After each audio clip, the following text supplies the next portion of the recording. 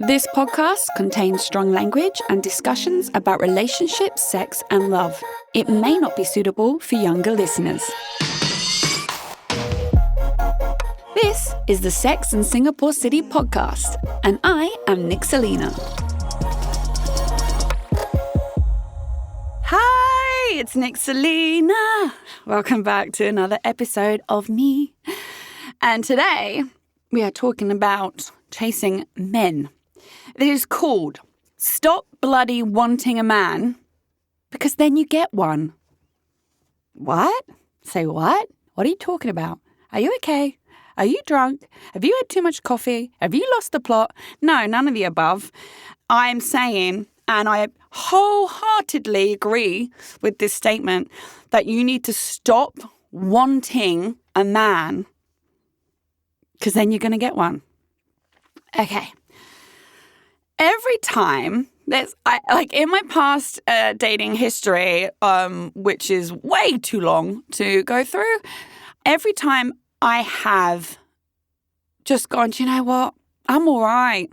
I'm all right on my own. I'm actually really good, thanks. And I've not put any waiting to being with a man or finding a love or being, just being like, I'm single and actually fucking love it. Every time I've had that mindset, I've met someone almost instantly that I've then dated or been in a long-term relationship with.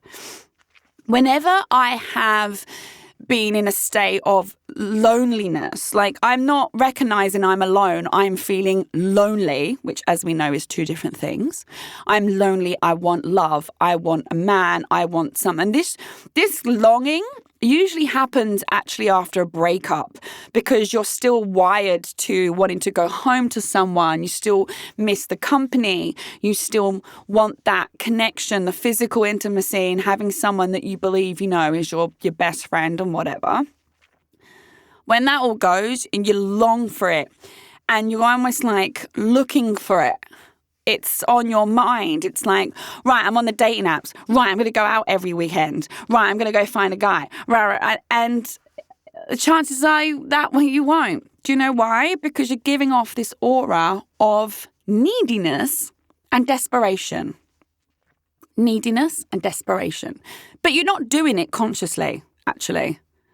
It's like people can sense your aura. People can sense when you are well, happy, self-fulfilled. People can sense when you're moody, miserable, sad. It's not about what you say or don't say. It's just like we give off the energies. We're all energetically connected in that way. So when you go out or you're on apps or whatever and you have this, you're coming from this lack mindset. I lack a man. I lack a woman. I lack a relationship. I need a relationship to fulfill me. I need that partner to fulfill me. When you come from that mindset, you rarely find someone. It repels people. And also, should you find someone, they're usually not good for you, So my last relationship, I was very vulnerable coming from a place of lack. And the person that kind of found me was, a predator type narcissist, and could sense that, like, all I got to do is love bomb her and she will fuel me because she'll think I'm amazing, which I need for my validation. And I'm there being fueled by him because he's making me feel special and giving me the attention that I lacked. And, here you have the start of a toxic relationship. It's an unhealthy bond.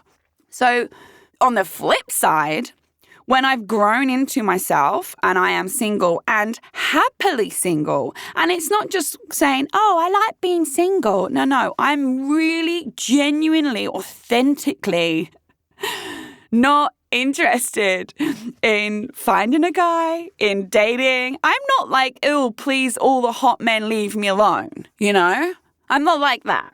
Like, come at me still.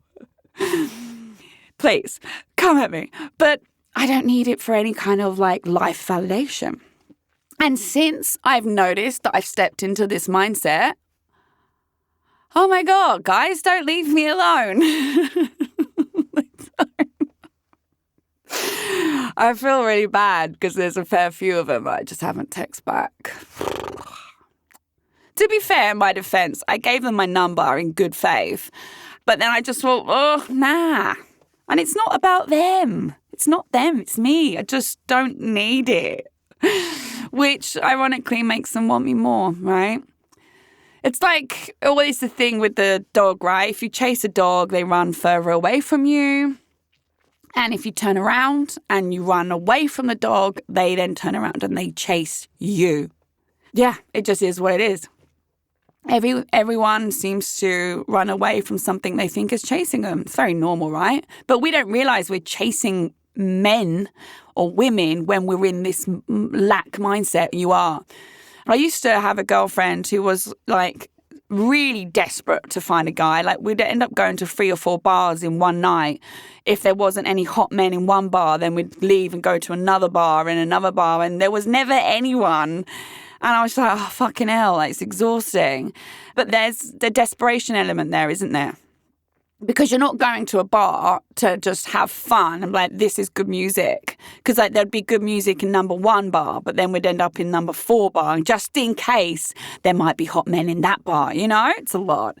It's just that kind of level of mindset. It just usually means you're never going to find someone. Your law of averages, isn't it? The law of attraction. That this is how it's going to be. You're going to not get what you're chasing. Because it's the energy you're putting out. I need to make that clear. You are coming from a place of lack. Therefore, people can feel it. It's a vibe. And, you know, even if you got like a one-night stand or whatever, they might then, you know, it might be like, sit done because you're trying to make it more of a thing. If you really, really desperately think I need a relationship, the best thing you can do to get a healthy, happy relationship is not need a relationship. You got that? I know it's very tormenting for those of us. And I'm not shitting on those that feel desperately alone. I've been there. And of course, there are nights I'm like, oh, I just want to cuddle, you know? And when I was engaged and planning my wedding, I loved it. It was a very happy time for me. And I loved having that security, and I loved having that person, you know, we'd talk all day, every day. I'm not dismissing that. And it's hard to give that up. But you can't hold on to that as a single person or have any ideals. Say, like, even if you haven't had a relationship recently and you're like, I need it, you can't put it on a pedestal in your head that that's what you need to make you whole, because it won't. And you have to be whole first, and you have to not need it in the way that you're chasing it to actually find it. I'm annoying today, aren't I? I can hear it back and be like, you're getting frustrated with me because it's all a bit cryptic. And you're like, well, how do I stop wanting something, Nixalina, that I desperately want? I can hear it through that. I can hear it. I get it.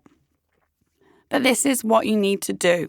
You need to fulfill yourself and become whole in yourself and detach any validation on who you are as a human in regards to your status in a relationship, right?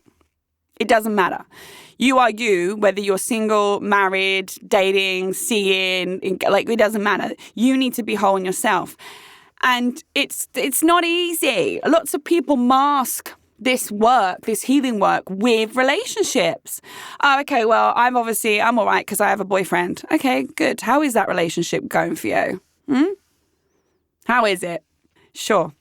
If you're looking for the healthy, happy connection, it needs to come when you are sorted yourself.